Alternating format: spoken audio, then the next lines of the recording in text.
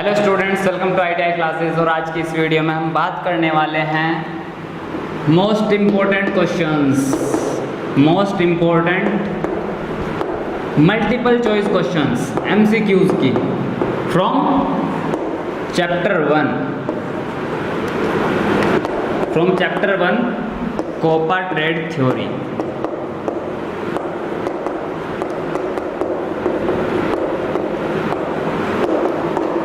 Lump sum हम इसमें 50 important questions करेंगे, जो ज़्यादातर क्वेश्चंस वो हैं जो आपके एग्ज़ाम में पूछे जाते हैं, जो या तो आपको पहले पूछे गए हैं या तो अक्सर करके पूछे जाते हैं, बस वो। ठीक है, तो ऐसे हम आज 50 MCQ करने वाले हैं, 50 MCQ, जिसमें से अगर आप इस वीडियो को पूरा देख लो ढंग से तो मैं कह रहा हूँ 35-40 क्वेश्चन तो आपको यहीं याद हो जाने वाले हैं। 10-12 क्वेश्चन ऐसे होंगे मुश्किल से जो आपको दोबारा देखने पड़ सकते हैं, अदरवाइज़ तो आपको 35-40 क्वेश्चन यहीं याद हो जाएंगे और आपको इसके बाद करना कुछ है नहीं, ये क्वेश्चंस याद रखने हैं और पास तो आप आराम से हो ही जाओगे, अच्छे मार्क्स से, वो भी। तो बिना टाइम वेस्ट किए बस शुरू करते हैं सीधा। सबसे पहला क्वेश्चन है, मैं रफ कर दूँ, कभी कभी मुझे एक्सप्लेन करना पड़ सकता है किसी क्वेश्चन को। तो सबसे पहला क्वेश्चन जो है आपका वो है, सबसे पहला क्वेश्चन है आपका कि निम्न में से कौन सा ऑपरेटिंग सिस्टम का उदाहरण है। सबसे पहला ऑप्शन जो आपको दिया गया है वो है MS-DOS, दूसरा है MS Access, तीसरा है स्प्रेडशीट और चौथा है फोटोशॉप। तो इसका आंसर आपका ए होगा, MS-DOS। इसने क्या कहा कि जो दिए गए ऑप्शंस हैं उनमें से कौन सा एक उदाहरण है ऑपरेटिंग सिस्टम का। अगर आप MS-DOS की फुल फॉर्म देखो तो क्या होती है, माइक्रोसॉफ्ट डिस्क ऑपरेटिंग सिस्टम। भाई इसके नाम में ही ऑपरेटिंग सिस्टम है, तो यही तो एक उदाहरण हो सकता है ऑपरेटिंग सिस्टम का, जिसके नाम में ही ऑपरेटिंग सिस्टम है वही उदाहरण है ऑपरेटिंग सिस्टम का। इसके बाद दूसरा क्वेश्चन है आपका, तो इसका आंसर क्या होगा आपका, ए हो जाएगा पहले का। उसके बाद चलते हैं आगे, नेक्स्ट क्वेश्चन है, प्रोसेसर का डैश समस्त कंप्यूटर ऑपरेशन की टाइमिंग को नियंत्रित करता है। भाई एक तो इसने क्या कहा, टाइमिंग को नियंत्रित कर रहा है। टाइमिंग को कौन नियंत्रण करता है? टाइमिंग का यार सीधा सीधा ताल्लुक होता है क्लॉक से। भाई घड़ी जहाँ होगी वहीं पे टाइमिंग होगी। और ऐसा क्या ऑप्शन दे रखा है इसमें, ए, सिस्टम क्लॉक। सिस्टम क्लॉक इसका आंसर होगा। सिस्टम क्लॉक क्या करती है, प्रोसेसर का सिस्टम क्लॉक समस्त कंप्यूटर ऑपरेशंस की टाइमिंग को नियंत्रित करता है। इसे ऐसे ध्यान रखना आपको, जहाँ टाइमिंग की बात आ रही है वहाँ क्लॉक होगा और सिस्टम क्लॉक, यहाँ पे क्लॉक आ रहा है ऑप्शन में, इसका आंसर आपका क्या हो जाएगा, ए हो जाएगा। तीसरा है आपके पास, स्क्रीन पर किसी डॉक्यूमेंट के भाग को देखने के लिए किस क्षेत्र का उपयोग किया जाता है। भाई डॉक्यूमेंट देखना है हमें, कहाँ पे, डॉक्यूमेंट देखना है डेस्कटॉप पे। ये डेस्कटॉप है आपका, आपको देखना क्या, डॉक्यूमेंट। अगर आप गौर करो तो इसमें एक टैब खुलती है, इसे कहते हैं विंडो। एक विंडो खुलती है, इस विंडो के अंदर डॉक्यूमेंट आता है। यहाँ पे डेस्कटॉप पे तो एक विंडो खुलती है जिसके अंदर वो आता है डॉक्यूमेंट। तो इसका आंसर क्या हो जाएगा आपका, डॉक्यूमेंट विंडो। डॉक्यूमेंट विंडो के अंदर ही तो आप डॉक्यूमेंट देख पाओगे। तो स्क्रीन पर किसी डॉक्यूमेंट के भाग को देखने के लिए जिस क्षेत्र का उपयोग किया जाता है उसे कहते हैं डॉक्यूमेंट विंडो। इसका आंसर हो जाएगा आपका डी, डॉक्यूमेंट विंडो। इसके बाद फोर्थ क्वेश्चन है आपका, निम्न में से कौन सी एक सबसे पुरानी डिवाइस है। ऑप्शन दिए गए हैं आपके पास, नेपियर के लॉग्स एवं बोन्स, द एबेकस, पास्कल की एडिंग मशीन, बेबेज का एनालिटिकल इंजन। भाई इसका आंसर, जब मैंने अभी आपको हिस्ट्री ऑफ कंप्यूटर्स बताई थी पिछली वीडियो में, उसमें मैंने आपको बताया था कि एबेकस एक सबसे पुराना कंप्यूटर है, सबसे प्राचीन डिवाइस। क्या है, एबेकस है सबसे प्राचीन डिवाइस, जो 3000 साल पहले 3000 साल पहले बनाई गई थी। कहाँ पे, चाइना में। चाइना में 3000 साल पहले बनाई गई थी एबेकस। तो इसका आंसर आपका क्या हो जाएगा, बी, द एबेकस। बाकी सारी इसके बाद आई, सबसे पहले जो हमने नोन है डिवाइस हुआ है एबेकस। 5th क्वेश्चन है आपका, निम्नलिखित में से कौन सी एक आउटपुट डिवाइस है। आउटपुट डिवाइस कौन सी डिवाइसेस होती हैं, जो हमें रिजल्ट को दिखाती हैं, रिजल्ट को दर्शाती हैं। ऑप्शन है आपके पास कीबोर्ड, माउस, मॉनिटर, जॉयस्टिक। तो भाई कीबोर्ड से तो हम इनपुट देते हैं, कीबोर्ड पे हमें कुछ नहीं दिखाई देता, माउस पे भी हमें कुछ नहीं दिखाई देता, कोई रिजल्ट नहीं दिखाई देता। सी है इसमें आपके पास मॉनिटर। भाई दिखाई दे रहा, दिखाई नहीं दे रहा, यहाँ लिखता हूँ, सी है हमारे पास मॉनिटर। तो भाई यही तो मॉनिटर है, इसी के ऊपर तो रिजल्ट्स दिखाई देते हैं। और यही क्या हो गई आपकी, जित दिए गए ऑप्शन से उनमें आउटपुट डिवाइस आपकी सी हो गई, मॉनिटर। मॉनिटर पे क्योंकि रिजल्ट्स दिखाई देते हैं आपको। चौथा है चौथा है जॉयस्टिक। जॉयस्टिक से आप गेम खेलते हो, उस पर भी कोई रिजल्ट नहीं आते, उससे भी इनपुट दिया जाता है। ठीक है, इसके बाद नेक्स्ट है आपका, कौन सी एक ऑपरेटिंग प्रणाली नहीं है, कौन सी एक ऑपरेटिंग प्रणाली नहीं है। जैसे इसने अभी क्वेश्चन किया था ना कि कौन सा एक ऑपरेटिंग सिस्टम का उदाहरण है, इस बार ये कह रहा है कौन सा ऑपरेटिंग सिस्टम का उदाहरण नहीं है। तो सबसे पहला ऑप्शन आपके पास डोस। इसका क्या मतलब होता है, डिस्क ऑपरेटिंग सिस्टम। ये तो ऑपरेटिंग सिस्टम है, तो ये आंसर नहीं हो सकता। इसके बाद है सी लैंग्वेज। भाई आंसर दे रखा है सीधा यार, सी लैंग्वेज, खुद ही कह दिया इसने। सी लैंग्वेज क्या है, भाषा है, लैंग्वेज है, ऑपरेटिंग सिस्टम नहीं है, ऑपरेटिंग सिस्टम नहीं है, भाषा है। तो इसका आंसर क्या हो जाएगा आपका, बी हो जाएगा, क्योंकि लिनक्स भी ऑपरेटिंग सिस्टम है, विंडोज़ भी ऑपरेटिंग सिस्टम है और डोस भी ऑपरेटिंग सिस्टम है। एक सिर्फ वो चीज़ जो इसमें ऑपरेटिंग सिस्टम नहीं है वो है सी लैंग्वेज, क्योंकि ये तो लैंग्वेज है, ये इसने खुद ही लिखा हुआ है, इसमें हमें बताया नहीं क्या, कुछ भी नहीं। उसके बाद 7वां क्वेश्चन है आपके पास, कौन कंप्यूटर की आउटपुट डिवाइस है। फिर से इसने पूछ लिया कि दिए गए जो ऑप्शन हैं उनमें आउटपुट डिवाइस कौन सी है।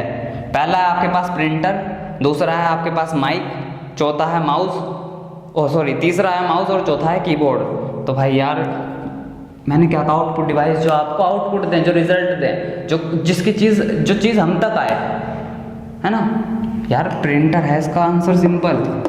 प्रिंटर में क्या होता है, कुछ भी चीज़ जो हम इनपुट देंगे, जिसको हम प्रिंट कराने के लिए कहेंगे कंप्यूटर को, वो चीज़ बाहर आएगी प्रिंट होके, हमें आउटपुट मिलेगा। तो ये क्या है, यही तो आउटपुट प्रणाली है, यही आउटपुट डिवाइस है दिए गए ऑप्शन में। इसके बाद 8 है आपका क्वेश्चन, फॉर्मेट विकल्प क्या करता है। फॉर्मेट विकल्प क्या करता है यार, जब हम किसी चीज़ को फॉर्मेट करते हैं तो क्या होता है, उसका सारा का सारा डाटा गायब हो जाता है, इरेज हो जाता है। तो ऑप्शन आपके पास डाटा को हाइड करता है, डाटा को पार्टीशन करता है, केवल फाइल सिस्टम चेक करता है, सभी प्रकार के डाटा को ड्राइव से मिटाता है। इसका आंसर आपका डी हो जाएगा, इसका आंसर आपका क्या हो जाएगा, डी। 8th का आपका आंसर हो जाएगा डी, कि फॉर्मेट ऑप्शन क्या करता है, सारे के सारे डाटा को डिलीट कर देता है, सारे के सारे डाटा को मिटा देता है।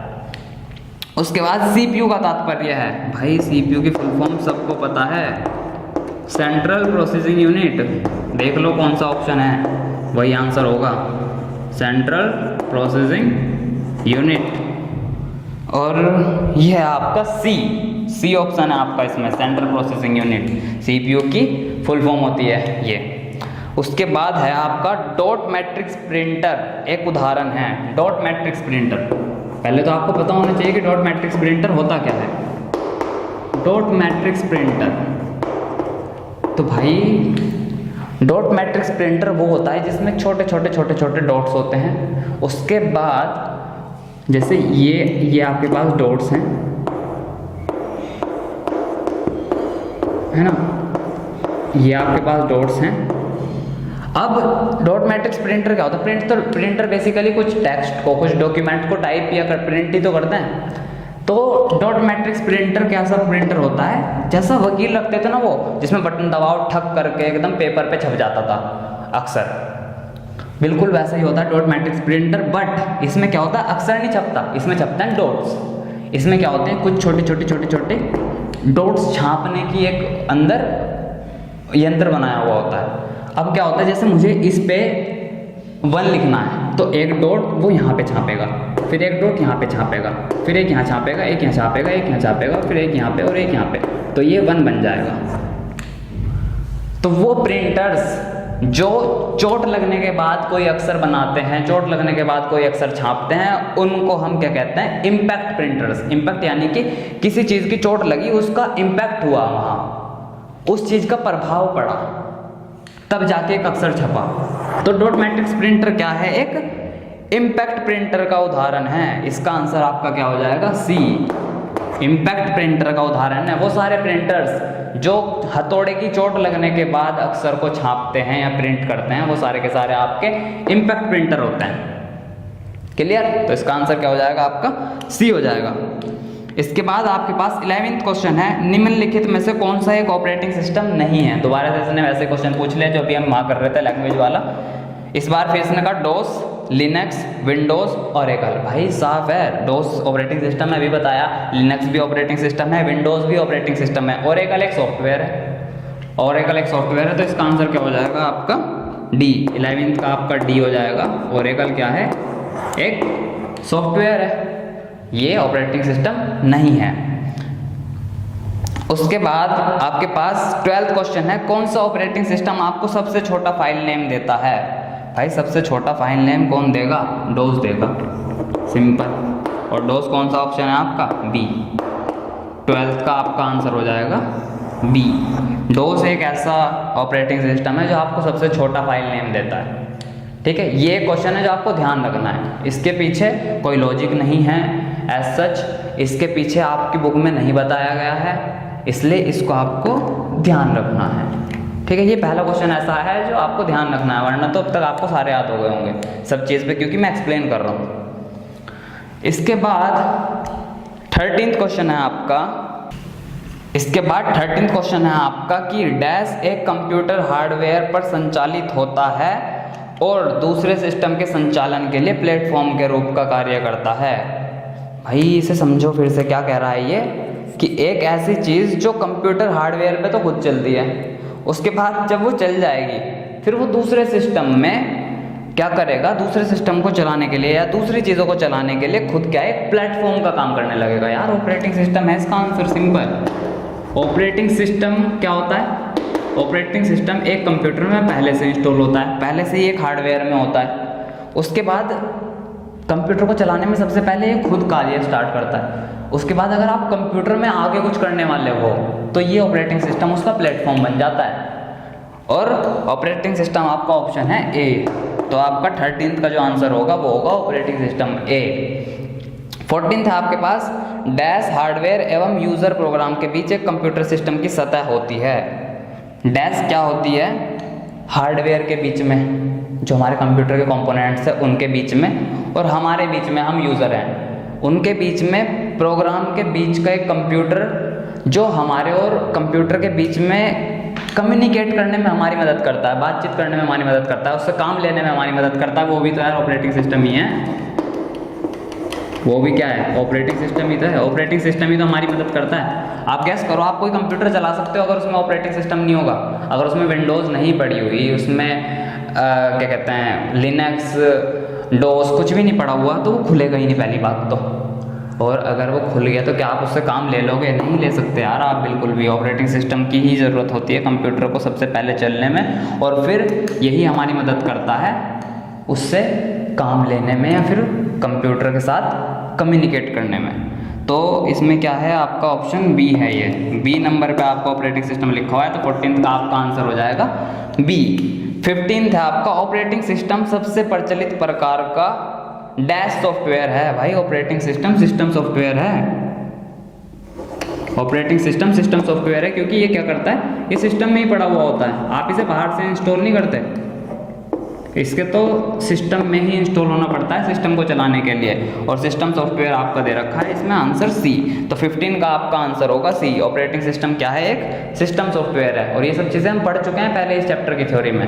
अगर आपने वो नहीं पढ़ी होंगी तो मैं चाहता हूँ कि आप उन्हें पढ़ो ताकि आपको ये चीज़ें और बेहतर समझ में आए। हाँ, तो आप ऐसा हो सकता है कुछ सवाल रट लोगे, कुछ आपके समझ आ जाएंगे, बट रटना नहीं है, समझना है चीज़ों को। आगे चलते हैं। 16th क्वेश्चन है आपका, एप्लीकेशन सॉफ्टवेयर का प्रयोग होता है। एप्लीकेशन सॉफ्टवेयर का प्रयोग होता है प्रोग्राम डेवलप करने में, प्रोग्राम रन करने में, किसी कार्यों को पूरा करने में, या प्रोग्राम को डिबग करने में। तो भाई एप्लीकेशन सॉफ्टवेयर का प्रोग्राम से कोई लेना देना होता ही नहीं। एप्लीकेशन सॉफ्टवेयर होते हैं वो जो हम इस्तेमाल करते हैं अपने किसी कार्य को पूरा करने के लिए। तो इसका आंसर हो जाएगा आपका सी। 16 का आपका आंसर हो जाएगा सी। किसी भी कार्य को पूरा करने के लिए हम एप्लीकेशन सॉफ्टवेयर का इस्तेमाल करते हैं। भाई गर्मी बहुत ज़्यादा है और मैं तुम्हें बहुत ही ज़्यादा गर्मी में पढ़ा रहा हूँ, तो यार प्लीज़ पढ़ा करो, हमारी मेहनत को देखो थोड़ा सा, आप ही के लिए पढ़ाया जा रहा है। और ठीक है, नेक्स्ट क्वेश्चन पे चलते हैं। 17th क्वेश्चन है आपका, डॉक्यूमेंट की एडिटिंग के दौरान किए गए एक्शन के कर्म को उल्टा करने के लिए किसका प्रयोग किया जाता है? इन्होंने इतनी गंदी हिंदी इस्तेमाल कर दी कि समझ ही नहीं आ रहा क्या कह रहे हैं। मैं बताता हूँ आपको साधारण भाषा में कि जैसे आप नोटपैड पे कुछ काम कर रहे हो या पेंट में कुछ काम कर रहे हो, किसी सॉफ्टवेयर पे आप क्या कर रहे हो, काम कर रहे हो, यहाँ पे आप कुछ लिख रहे हो, कुछ लिख रहे हो, आपसे यहाँ गलत लिखा गया, इस पॉइंट पे आपसे गलत लिखा गया, तो इसको आपको काटना है। कैसे काट सकते हो यार? अंडू कर दो। Ctrl+Z जब हम दबाते हैं तो अंडू कर देता है कंप्यूटर। अंडू, कोई चीज़ आपसे अगर गलत हो जाए और उसे आप वापस पहले जैसा करना चाहते हो तो हम क्या करते हैं? अंडू करते हैं, और अंडू ही इसमें आंसर होगा। अंडू का क्या मतलब है? कोई चीज़ आपने कर दी, डू, आपने कोई चीज़ कर दी उसे अनडू कर दो, ठीक है, मतलब वापस पहले जैसा कर दो। तो इसका आंसर होगा आपका 17 का ए, अंडू। अंडू करना है आपको। सुनने में तो बहुत अजीब सा लगता है ये वैसे, है ना, बट है नहीं, इसका सही मतलब होता है। उसके बाद है आपका 18th क्वेश्चन। 18th क्वेश्चन में क्या कह रहा है वो कि डिलीट की कैरेक्टर को डिलीट करती है। डिलीट की, भाई देखो दो तरीके से हम डिलीट करते हैं। जैसे एक नोटपैड था, यहाँ पे कुछ लिखा हुआ है, अगर कर्सर आपका यहाँ पे ब्लिंक कर रहा है, यहाँ पे ब्लिंक कर रहा है और आपको इधर की तरफ काटना है कोई अक्षर, तो आप दबाते हो बैक स्पेस, ठीक है ना। एक पीछे वाला ऐसे तीर वाला निशान आता है ना, इसे आप दबाते हो तो इधर को कटता चला जाता है। बट एक और ऑप्शन होता है इसमें, डिलीट। अगर डिलीट का आप ऑप्शन दबाओगे तो अक्सर इधर के कटेंगे, राइट साइड के। बैक स्पेस दबाओगे तो लेफ्ट साइड के कटेंगे और डिलीट दबाओगे तो राइट साइड के कटेंगे। तो इसका आंसर क्या हो जाएगा कि डिलीट की कैरेक्टर को किधर से डिलीट करती है? कर्सर के दाईं ओर से। ये दायां होता है, ये बायां होता है, ठीक है। कैमरे में हमेशा वीडियो उल्टी आती है तो आपको कंफ्यूजन हो सकता है, इसलिए आपको यहाँ समझाया इस पे। राइट साइड का, आपकी राइट साइड का, मेरी नहीं, आपकी राइट साइड का, ठीक है। इसके बाद आपके पास 19th क्वेश्चन है, ALU। भाई इसकी तो फुल फॉर्म मैंने आपको पहले भी कहीं बार बता रखी है। ALU का विस्तार क्या है? Arithmetic logic unit. Arithmetic logic unit, और अरिथमेटिक लॉजिक यूनिट जो है आपका पहला ही ऑप्शन है, तो 19 का आपका क्या हो जाएगा? ए। ALU की फुल फॉर्म होती है, याद रखने लायक है क्योंकि पूछी भी जाती है और पूछी भी गई है, ठीक है। इसके बाद 19th क्वेश्चन हो गया हमारा। इसके बाद आ जाते हैं हम 20th क्वेश्चन पे। 20th क्वेश्चन में आपको कह रहा है वर्डपैड में Ctrl+P शॉर्टकट क्या होता है? Ctrl+P, भाई Ctrl+P प्रिंट के लिए होता है। ये शॉर्टकट कीज तो आपको ध्यान होनी ही चाहिए, ये मैं आपको सारी बता दूंगा अभी। Ctrl+P याद रखना आपको, वैसे तो पता हो सकता है आपको। Ctrl+P हम इस्तेमाल करते हैं प्रिंट के लिए, तो प्रिंट आपका जो ऑप्शन है वो है क्वेश्चन में बी। तो 20 का आपका आंसर जो होगा वो होगा बी, ठीक है। अब आगे चलते हैं। आगे है आपका क्वेश्चन 21 और इसमें आपको क्या कह रहा है? प्लॉटर का इस्तेमाल किया जाता है प्रिंट करने के लिए। भाई प्लॉटर का इस्तेमाल किया जाता है वेक्टर ग्राफिक्स को प्रिंट करने के लिए। याद कर लो इस पॉइंट को। जब आप प्रिंटर्स पढ़ोगे ना, वीडियो में, एक दो वीडियो में शायद पीछे पढ़ाया रखा है, या तो या फिर आगे एक दो वीडियो में पढ़ा दूंगा। प्रिंटर्स जब आप पढ़ोगे उसमें एक डिवाइस आएगी, या फिर आउटपुट डिवाइसेस में पढ़ा रखा है, और प्लॉटर पढ़ा रखा है आउटपुट डिवाइसेस में। प्लॉटर किस लिए इस्तेमाल किया जाता है? वेक्टर ग्राफिक्स को प्रिंट करने के लिए। तो वेक्टर ग्राफिक्स इसमें कौन सा ऑप्शन है? बी। वेक्टर ग्राफिक्स आपका इसमें बी ऑप्शन है, तो 21वें का क्या होगा, बी। वेक्टर ग्राफिक्स को प्रिंट करने के लिए हम प्लॉटर का इस्तेमाल करते हैं। उसके बाद 22 क्वेश्चन है आपका कंट्रोल प्लस सी बराबर है, कंट्रोल प्लस सी से क्या करते हैं यार, हम कॉपी करते हैं हम कंट्रोल सी से, और इसमें कॉपी का ऑप्शन है आपका बी, तो 22 का आंसर आपका क्या हो जाएगा, बी। फटाफट करते हैं आगे। 23 क्वेश्चन है आपका 23rd, पहली पीढ़ी के कंप्यूटर में कौन सा मुख्य पुर्जा काम में लिया था, लास्ट वाली वीडियो में बताया था, वैक्यूम ट्यूब्स। वैक्यूम ट्यूब्स जो हैं सबसे पहले आई थी, ये बिल्कुल सीरियल में दे रखा है। फर्स्ट जनरेशन के कंप्यूटर में हमने क्या इस्तेमाल किया, पहली पीढ़ी के कंप्यूटर में वैक्यूम ट्यूब्स इस्तेमाल की। सेकंड वाले में हम सेकंड जनरेशन के कंप्यूटर में हमने ट्रांजिस्टर इस्तेमाल करे। फिर हमने सी, जब थर्ड जनरेशन के कंप्यूटर आया उसमें हमने आईसी चिप करी। चौथी जनरेशन के जब आपके पास कंप्यूटर आया उनमें हमने क्या इस्तेमाल किया, VLSI, very large scale integrated circuit, जिन्हें हमने माइक्रो प्रोसेसर भी कहा। तो इसका क्या है क्वेश्चन, पहली पीढ़ी के कंप्यूटर में कौन सा मुख्य पुर्जा था, वैक्यूम ट्यूब्स थी सबसे पहले, तो इसका आंसर क्या हो जाएगा, ए। हमने सबसे पहले पीढ़ी के जनरेशन के कंप्यूटर में जो मुख्य पुर्जा इस्तेमाल किया था वो थी वैक्यूम ट्यूब्स, जिन्हें हमने इलेक्ट्रिक वॉल्व्स भी कहा, अगर आपको याद हो पिछली वीडियो में पढ़ाया था। ठीक है, इसके बाद हमारे पास नेक्स्ट क्वेश्चन है, दिखाई दे रहा, चलो कोई बात नहीं, यहाँ से ले लेते हैं। 24th क्वेश्चन है हमारे पास, एक कंप्यूटर बना होता है इनपुट उपकरणों से, आउटपुट उपकरणों से, CPU से, या उपरोक्त सभी, भाई सब चीज़ों से बना होता है यार। इनपुट डिवाइसेस भी होती हैं, आउटपुट डिवाइसेस भी होती हैं, CPU भी होती हैं, और ये सारी की सारी चीज़ें मिलकर क्या बनाती हैं, कंप्यूटर बनाती हैं। तो इसका आंसर क्या हो जाएगा आपका, डी। उसके बाद 25th क्वेश्चन है आपका, आधुनिक कंप्यूटर के जन्मदाता। आधुनिक कंप्यूटर के जन्मदाता यानी कि मॉडर्न कंप्यूटर के फादर किसको कहा जाता है यार, बच्चे को पता है, चार्ल्स बेबेज को कहा जाता है, और चार्ल्स बेबेज है हमारा डी वाले नंबर पे, तो इसका आंसर हो जाएगा डी। चार्ल्स बेबेज जो है आज के जो मॉडर्न कंप्यूटर है उसके पिता हैं, उन्हें जो है मॉडर्न कंप्यूटर का फादर कहा जाता है। इसके बाद निम्न में से प्रथम प्रोग्रामर है भाई एडा। इन्हें खिताब मिला था, मैंने पढ़ाया था, ऑगस्टा एडा इनका पूरा नाम है, ऑगस्टा एडा। ऑगस्टा एडा वो पहली महिला थी जिन्होंने प्रोग्राम लिखा, और इन्हें खिताब मिला था पहला प्रोग्राम लिखने का। और इनके सामान में, इनके जो है सामान में क्या किया था, एक नई लैंग्वेज इनके नाम से डेवलप करी गई जिसका नाम एडा रखा गया, एडा लैंग्वेज। ठीक है, इनके सम्मान में।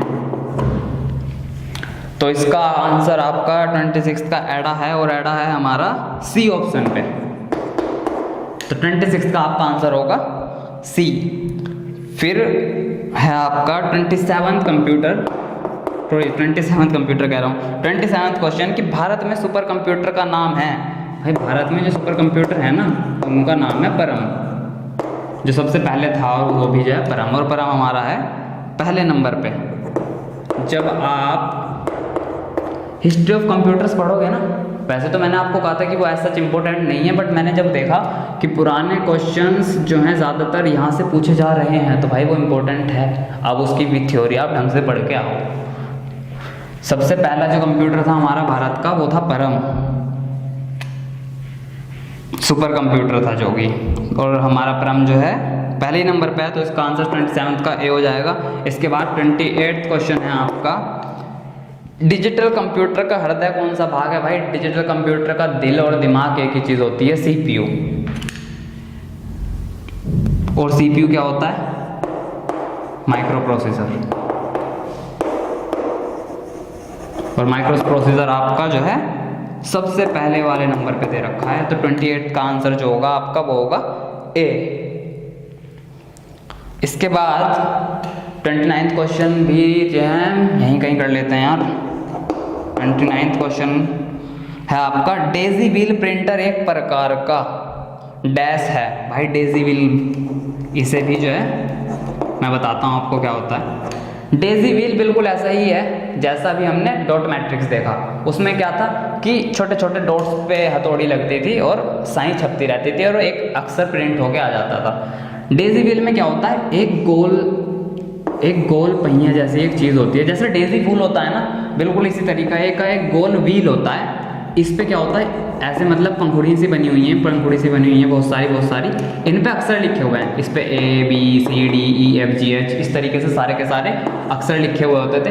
फिर जैसे यहाँ पे पेपर है तो ये क्या करता था, ये घूमता था व्हील, जहाँ पे भी मुझे प्रिंट करना है, जैसे मुझे यहाँ पे A प्रिंट करना है तो यहाँ पे व्हील क्या करता था, घूमता था, इतना घूमता था कि A वाली पोजीशन, जैसे कि इस वाली पंखड़ी पे A है तो A यहाँ आ जाता था और वो A जो है ठक करके पेपर में लग जाता था और A जो है इस पे छप जाता था। तो अब ये क्या है, ये भी हथौड़ी की चोट से जो है प्रिंट कर रहा है, हथौड़ी की चोट से प्रिंट कर रहा है पेपर पे, तो ये भी क्या हो गया, इम्पैक्ट प्रिंटर हो गया। और इम्पैक्ट प्रिंटर जो है हमें कहाँ दे रखा है, इसमें B ऑप्शन है हमारा, 29th का जो है B होगा, क्योंकि ये भी क्या है, इम्पैक्ट प्रिंटर है। क्लियर है। इसके बाद हमारे पास 30th क्वेश्चन है, एकेडमिक टेस्टिंग के लिए निम्न में से किसका प्रयोग किया जाता है। भाई एकेडमिक टेस्टिंग के लिए जो है ना, यहाँ लिख दो, एकेडमिक टेस्टिंग के लिए हम जो है OMR का इस्तेमाल करते हैं, ऑप्टिकल मार्क रीडर। तो 30 का जो आपका आंसर होगा वो होगा D। ठीक है, आगे चलते हैं हम। 31st क्वेश्चन है आपके पास। 31st क्वेश्चन है कि कंप्यूटर में वीडियो गेम किस उपकरण से खेला जाता है। यार ये वैसे तो हम रिमोट से खेलते हैं पता है, बट हम कीबोर्ड से भी खेल लेते हैं। बेसिकली जिस रिमोट को हम रिमोट कहते हैं ना गेम का, उसका नाम जॉयस्टिक होता है। तो कंप्यूटर में जिस उपकरण की मदद से आप गेम खेलते हो उसे हम जॉयस्टिक कहते हैं, और जॉयस्टिक है हमारा C वाले ऑप्शन पे। तो इसका क्या आंसर हो जाएगा आपका 31 का C। 32 है आपका आउटपुट उपकरण का कार्य है। मैं आपको बार बार बता रहा हूँ आउटपुट उपकरण का क्या कार्य है। कोई कैलकुलेशन जो कंप्यूटर में करी जाती है उसका जो रिजल्ट आएगा वो आउटपुट उपकरण के द्वारा हमें दिखाया जाता है। ठीक है, आउटपुट उपकरण का क्या कार्य है, आपको जो ऑप्शंस दिए गए हैं वो है कंप्यूटर द्वारा दिए गए परिणामों को उपलब्ध कराना, परिणामों को संग्रहित करना, इनपुट किए गए संकेतों को पढ़ने योग्य बनाना। नहीं, ये आंसर है। अभी आपको बताया मैंने क्या, कि कंप्यूटर द्वारा जो दिए गए परिणाम हैं उन्हें हमें दर्शाना या हमारे लिए उन्हें उपलब्ध कराना। इसका आंसर 32 का आपका क्या हो जाएगा, A। फिर इसके बाद आपके पास 33rd क्वेश्चन आ जाएगा। प्लॉटर का मुख्य उपयोग है। प्लॉटर का, अभी हमने प्लॉटर की बात की थी, और प्लॉटर किस लिए इस्तेमाल किया जा रहा था, वेक्टर ग्राफिक्स को प्रिंट करने के लिए। और यहाँ पे क्या है, फोटोकॉपी मशीन, प्लॉटर का मुख्य उपयोग क्या है। A आपका ऑप्शन है टेक्स्ट प्रिंट करने का, दूसरा ऑप्शन है आपके पास ग्राफ प्रिंट करने का, C है आपका A व B दोनों, और D है उपरोक्त में से कोई नहीं। तो भाई वेक्टर ग्राफिक्स, अभी बता रहा था ना मैं, वेक्टर ग्राफिक्स। अगर इस नाम में आप ढंग से देखो तो ग्राफ आ रहा है, नहीं ग्राफ आ रहा है इस नाम में, तो ग्राफ प्रिंट करने का भी आप इसे कह सकते हो। और ग्राफ प्रिंट करना का ऑप्शन जो है आपको B वाली नंबर पे दिया हुआ है, तो 33 का आंसर क्या होगा, B। ग्राफ प्रिंट करने का भी कार्य होता है, मुख्य है प्लॉटर्स का। जैसे वेक्टर ग्राफिक्स है, यहीं से तो ग्राफ ले सकते हैं हम उठा के। बस कुछ नहीं करा इन्होंने, क्वेश्चन को हल्का सा घुमा के पूछ लिया। आप अगर ढंग से देखोगे, नज़र बिल्कुल चौकन्नी करके नाम को पढ़ो, तो सारे जवाब हमें क्वेश्चन में मिल जाते हैं अगर हमें थोड़ी सी नॉलेज है। ठीक है, इसके बाद हमारे पास 34th क्वेश्चन है कि फोटोकॉपी मशीन के सिद्धांत पर कौन सा प्रिंटर कार्य करता है। तो भाई लेज़र प्रिंटर करता है, आंख बंद करके लगा देना। लेज़र प्रिंटर जो है फोटोकॉपी मशीन के सिद्धांत पर कार्य करता है। इसमें क्या होता है, एक लेज़र की बीम होती है। भाई फोटोकॉपी का क्या मतलब है, एक चीज़ आपके पास पहले से तैयार है, उसे आपको जल्दी प्रिंट करना है, और जल्दी भाई लेज़र करती है काम। लेज़र प्रिंटर एक ऐसी प्रिंटर है जो 10,000 लाइन्स तक प्रिंट कर देता है एक मिनट में। 10,000 लाइन्स बहुत ज़्यादा होती हैं। तो इसमें क्या होता है कि एक लेज़र होती है और एक सॉल्यूशन होता है। वो सॉल्यूशन जो है डॉक्यूमेंट को स्कैन करता है। अगर आपने प्रिंटर में देखा होगा ना, एक लाइट जलती है और वो लाइट ऐसे इधर को जाती है स्कैन करते हुए, ऐसे यूँ चली जाती है और इधर की तरफ नीचे से पेपर प्रिंट होता चला जाता है। वो फोटोकॉपी वाला सिद्धांत जो है कहाँ से आया, लेज़र प्रिंट। फोटोकॉपी के सिद्धांत पे जो प्रिंटर कार्य करता है वो लेज़र प्रिंटर होता है, और लेज़र प्रिंटर आपका ऑप्शन है इसमें C। तो 34th का जो आपका आंसर हो जाएगा वो हो जाएगा C। इसके बाद यहाँ दिख नहीं रहा होगा, तो 35 देख लेते हैं। 35 क्वेश्चन है आपका, स्पीकर की आवाज़ किस प्रकार का आउटपुट है? भाई स्पीकर में ऑडियो सुनाई देती है। स्पीकर में क्या सुनाई देती है आपको? ऑडियो। ऑडियो आउटपुट है वो, तो इसका आंसर क्या हो जाएगा आपका? ए। 35 का आंसर हो जाएगा आपका ए। 36 क्वेश्चन है आपका, MICR का मुख्यतः उपयोग कहाँ होता है? यानी कि मैग्नेटिक इंक कैरेक्टर रीडर का मुख्यतः उपयोग कहाँ होता है? तो भाई मैग्नेटिक इंक को ही स्कैन करने के लिए यार पढ़ेंगे ना। MICR का इस्तेमाल हम कहाँ करेंगे? जहाँ मैग्नेटिक इंक को रीड कर सकें, क्योंकि वही तो होता है मैग्नेटिक इंक कैरेक्टर रीडर। तो अगर आपने चेक देखा होगा, एक बैंक वाला जो चेक होता है ना, उसके नीचे कुछ अजीब से नंबर लिखे हुए होते हैं, इन नंबरों के अंदर ही मैग्नेटिक इंक का इस्तेमाल होता है। और चेक कहाँ पे इस्तेमाल किए जाते हैं? बैंकों में। तो मैग्नेटिक इंक कैरेक्टर रीडर का इस्तेमाल कहाँ होगा? बैंक में। और बैंक है इसमें हमारा ए ऑप्शन। 36 का आंसर हो जाएगा आपका ए। उसके बाद 37 क्वेश्चन है आपका, इम्पैक्ट प्रिंटर में प्रिंटिंग के लिए किसका प्रयोग होता है? इम्पैक्ट प्रिंटर में किस चीज़ का प्रयोग होता है प्रिंटिंग के लिए? भाई स्याही का। यार स्याही का तो हर जगह होगा। रंग का? भाई रंग नहीं होते इम्पैक्ट प्रिंटर में, रंग नहीं होते, कलर्स होते ही नहीं उसमें। शाइन लगे रिबन का? नोजल का? नोजल तो भाई आजकल जो इंकजेट प्रिंटर्स आते हैं ना, मॉडर्न प्रिंटर्स, उनमें होता है। तो इम्पैक्ट प्रिंटर का जो आपका आंसर होगा 37 का जो आपका आंसर होगा कि इम्पैक्ट प्रिंटर का में प्रिंटिंग का किसका प्रयोग होता है? स्याही लगे रिबन का। जैसे कि अब क्या होता है, एक रिबन है, इस रिबन पे स्याही लगी हुई है। इम्पैक्ट प्रिंटर क्या करते हैं, एक अक्षर होता है और उसे क्या करते हैं, यूँ ठक करके मारते हैं, यूँ ठक करके पेपर पे मारते हैं और वो पेपर पे छप जाता है। जैसे वो वकील लगते हैं पिक्चरों में, पुराना प्रिंटर होता था, ठक ठक ठक ठक, फिर इसे यूँ करते थे, फिर ठक ठक ठक ठक। तो अब वो देखो कि कभी आपने सोचा यार वो स्याही आ कहाँ से रही है? वो जो छाप रहे हैं बार बार, वो पीछे से कहीं लग भी तो रही होगी उस पर, लोहे की उस डंडी पे। तो उसमें क्या होता है, एक स्याही लगा एक रिबन होता है, ये एक स्याही लगा रिबन होता है। तो क्या होता है,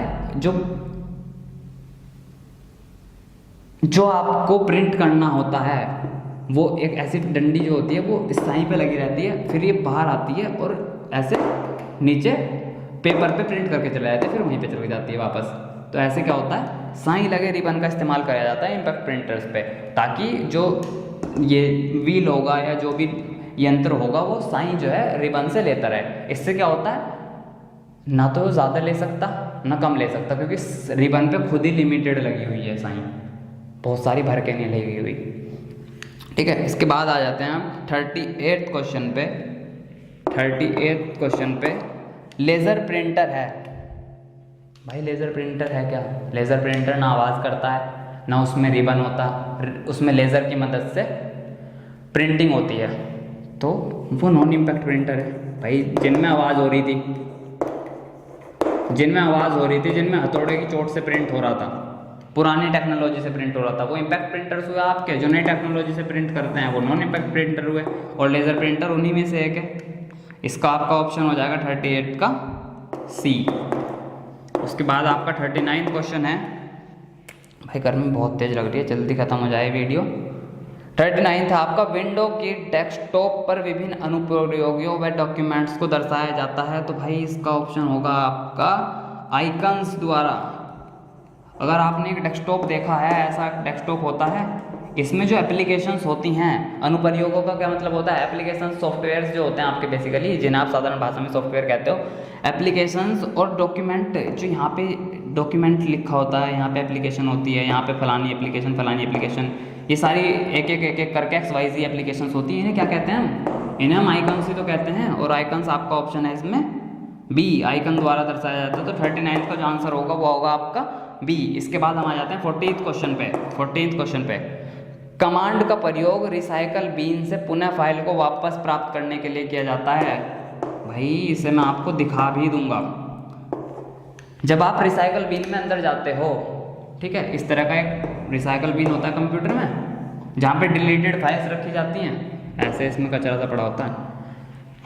तो ऐसा एक रिसाइकल बिन होता है, इसके अंदर डिलीटेड फाइल्स होती हैं, यानी कि वो फाइल्स जो आप कंप्यूटर से डिलीट कर चुके हो वो रिसाइकल बिन में जाके स्टोर हो जाती हैं। अगर आपसे कोई चीज़ गलती से डिलीट हो गई और आप चाहते हो कि वो फाइल वापस आ जाए मेरे कंप्यूटर में, तो आप क्या करते हो, रिस्टोर पे कर लेते हो उस फाइल को। जब आप उस पर लेफ़्ट क्लिक करोगे, राइट क्लिक करोगे, तो उसमें नीचे बहुत सारे ऑप्शंस आते हैं। उन बहुत सारे ऑप्शंस में एक ऑप्शन होता है रिस्टोर, जो किस लिए इस्तेमाल किया जाता है, किसी फाइल को पुनः प्राप्त करने के लिए किया जाता है। और रिस्टोर आपका ऑप्शन है इसमें बी, तो 14th का आपका आंसर होगा बी।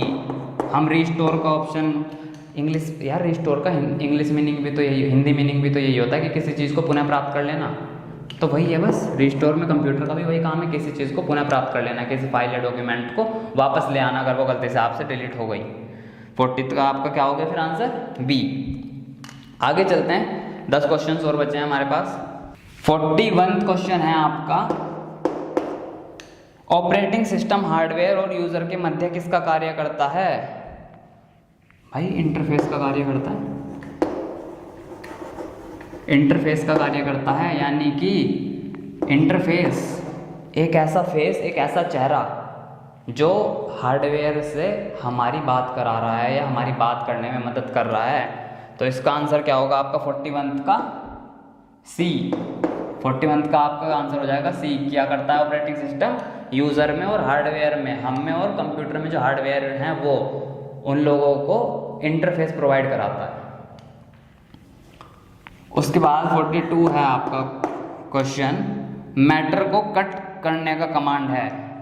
किसी चीज़ को अगर आप कट करना चाहते हो तो आप Ctrl+X दबाते हो। Ctrl+C से कट नहीं होता, क्योंकि Ctrl+C से तो कॉपी हो जाता है। Ctrl+X का इस्तेमाल किया जाता है अगर किसी चीज़ को आपको कट करना है कंप्यूटर में। और ये आपका ऑप्शन है हमारे पास बी। तो 42 का आपका आंसर क्या हो जाएगा? बी। इसके बाद है इसमें 43, मैटर को पेस्ट करना है। पेस्ट करना है तो पेस्ट करने के लिए जो कमांड होती है वो आती है Ctrl+V। Ctrl+P नहीं होती, P से पेस्ट होता है बट P से तो प्रिंट हो जाता है, इसलिए इसके लिए हमने क्या कमांड रखी? Ctrl+V, paste. और ये ऑप्शन है आपका सी। तो 43 का आपका आंसर हो जाएगा सी। 44th क्वेश्चन है, ऑपरेटिंग सिस्टम का प्रमुख कार्य है फाइल प्रबंधन, इनपुट आउटपुट प्रबंधन, प्रोसीजर मैनेजमेंट, उपरोक्त सभी। तो यार ऑपरेटिंग सिस्टम जो है ना, फाइल का प्रबंधन भी करता है, इनपुट आउटपुट प्रबंधन भी करता है, प्रोसीजर का मैनेजमेंट भी करता है। तो इसका आंसर क्या हो जाएगा आपका? डी। सारे के सारे चीज़ें करता है ऑपरेटिंग सिस्टम जो इसमें दी गई हैं। 44 का आंसर क्या हो गया आपका? डी। इसी तरह आपके पास 45th क्वेश्चन आ गया, 2 या 2 से अधिक फाइलों को चुनने के लिए कौन सी की का इस्तेमाल करना पड़ता है? किस की को दबाए रखना पड़ता है? कंट्रोल। कंट्रोल एक ऐसी की है, जब आप एक फाइल को सिलेक्ट कर लो और आप चाहते हो कि मैं और फाइल सिलेक्ट करूं, तो भाई आप जब तक कंट्रोल दबाए रखोगे और जिस फाइल पे क्लिक करते रहोगे वो फाइल आपकी क्या होती जाएगी? सेलेक्ट होती जाएगी। अगर आपको इन सब क्वेश्चन में दिक्कत है ना, तो एक काम करना, जिस क्वेश्चन में दिक्कत हो वो नोट कर लेना, उसके बाद मुझे कमेंट करना। मैं आपको फिर इनका प्रैक्टिकल कराऊंगा, मैं दिखाऊंगा आपको ये चीज़ें कैसे होती हैं, ताकि आप भूलो ना इन चीज़ों को, है ना। क्योंकि कंप्यूटर ना प्रैक्टिकल ज़्यादा है, थ्योरी कम है। अगर आपको प्रैक्टिकल आता है तो फिर आपको इस पढ़ने की ज़रूरत नहीं है, समझने की ज़रूरत नहीं है, क्योंकि ये चीज़ तो आपको आती है। बस लिखना हल्का सा सीख लो तो ये सब चीज़ें आप आराम से खुद कर सकते हो। ठीक है, तो 45th का आपका आंसर हो जाएगा कंट्रोल। और कंट्रोल इसमें आपको दिया हुआ है ए ऑप्शन आपका हो जाएगा इसमें आंसर 45th का ए। इसके बाद 46th क्वेश्चन है हमारे पास, विंडोज एक्सप्लोरर से हम क्या करते हैं? ए है फाइल एवं फोल्डर कॉपी कर सकते हैं, फाइलों को खोल सकते हैं, फाइल व फोल्डर को डिलीट कर सकते हैं, उपरोक्त सभी। भाई जो काम इसमें दिए गए हैं ना तीनों, विंडो एक्सप्लोरर से हम वो सारे काम करते हैं। हम डिलीट भी करते हैं, खोल भी सकते हैं, है ना, और कॉपी भी कर सकते हैं, पेस्ट भी कर सकते हैं। तो इसका ऑप्शन क्या हो जाएगा? इसका आपका आंसर क्या हो जाएगा? डी। 46 का आपका आंसर हो गया डी। फिर आपका आ गया 47, माउस की सेटिंग्स बदली जाती हैं। माउस की सेटिंग्स बदली जाती हैं, तो भाई माउस की हो, कीबोर्ड की हो, या फिर आपके स्पीकर की हो, है ना, या फिर मॉनिटर की हो, सारी की सारी सेटिंग्स आपकी कंट्रोल पैनल से बदली जाती हैं। इस तरह की सारी चीज़ें कंट्रोल पैनल से बदली जाती हैं। वो पैनल जिससे आप लगे हुए हार्डवेयरों को कंट्रोल करते हो वो आपका कंट्रोल पैनल होता है। तो माउस की सेटिंग भी जो है आप कहाँ से चेंज कर पाओगे, कहाँ से बदल सकते हो, कंट्रोल पैनल से। ये ऑप्शन है आपका ए। तो 47 का आपका आंसर हो जाएगा ए, कंट्रोल पैनल से। 48 क्वेश्चन है आपके पास। नोटपैड में किसी नई फाइल को खोलने के लिए कमांड होता है। नोटपैड में किसके लिए? न्यू फाइल के लिए। भाई न्यू फाइल के लिए, न्यू फाइल के लिए यहीं से ले लो ना, N, control plus N. New file के लिए हम इस्तेमाल करते हैं कंट्रोल प्लस एन, जो कि आपका ऑप्शन है बी। तो 48 का आपका आंसर हो गया बी। 49 सेकंड लास्ट क्वेश्चन इस वीडियो का। कौन सा प्रोग्राम डिलीट की गई फाइल या फोल्डर को संचित रखता है? तो भाई अभी बताया मैंने आपको कि वो फाइल जो आप डिलीट कर देते हो वो कंप्यूटर में कहाँ चली जाती है? रिसाइकल बिन में चली जाती है। वो जो डस्टबिन जैसा डब्बा होता है ना डेस्कटॉप पे, ऐसा यहाँ चली जाती है। तो इसने क्या कहा, कौन सा प्रोग्राम ऐसा है जो फाइल को डिलीट करने के बाद उसे स्टोर करके रखता है? Recycle bin. ए आपका आंसर होगा इसका। 49 का आपका आंसर क्या होगा? ए। लास्ट क्वेश्चन है इस वीडियो का 50। किस कमांड की सहायता से रिसाइकल बिन में उपस्थित सूचना, फाइल, फोल्डर, शॉर्टकट हमेशा के लिए कंप्यूटर से हट जाते हैं? भाई एम्प्टी रिसाइकल बिन। जब आप रिसाइकल बिन खोलते हो तो उसमें एक ऑप्शन आ रहा होता है एम्प्टी रिसाइकल बिन का। ऊपर जो एडिट वाला सेक्शन होता है उसमें जब आप रिसाइकल बिन खोलोगे उसमें एक ऑप्शन होता है एम्प्टी रिसाइकल बिन। इसने पूछा है आपसे कि कौन सी ऐसा ऑप्शन होता है जिससे जो फाइल आपकी रिसाइकल बिन में स्टोर हो गई थी या कंप्यूटर में थी जो आपने डिलीट कर दी थी वो हमेशा के लिए हट जाएंगी। भाई अगर आपने एक फाइल डिलीट कर दी कंप्यूटर से, वो रिसाइकल बिन में चली गई। अगर आपने रिसाइकल बिन से भी डिलीट कर दी तो वो कहाँ जाएंगी? फिर तो कंप्यूटर से चली गई और फिर वो कभी आएंगी भी नहीं वापस। ठीक है, तो वो होता है आपका एम्प्टी रिसाइकल बिन। जब आप रिसाइकल बिन से भी हटाना चाहते हो चीज़ों को तो उसे खाली कर दो। एम्प्टी रिसाइकल बिन करके एक ऑप्शन होता है जो कि आपका ऑप्शन है डी। तो 50 का आपका आंसर हो जाएगा डी। ये हैं वो 50 क्वेश्चन जो आपको याद करने हैं या आपको ध्यान रखने हैं, ताकि आप जो है इस चैप्टर से कोई भी क्वेश्चन आपसे पूछ लिया जाए, अगर आपका एमसीक्यू टेस्ट होता है या पेपर होता है तो आप कर लोगे आराम से। क्योंकि इसमें अगर आपसे मैं बताऊं, अगर आपसे 50 या फिर आपसे 20 क्वेश्चन अगर पूछे जा रहे हैं ना, तो मुझे पूरी उम्मीद है कि 15 के क्वेश्चन कम से इन्हीं क्वेश्चनों में से आने वाले हैं। ठीक है, बाकी आप थ्योरी तो पढ़ो ही। और यार और तो बस कुछ नहीं, फिर नेक्स्ट वीडियो में मिलते हैं ना, अगले चैप्टर स्टार्ट करेंगे इसके बाद।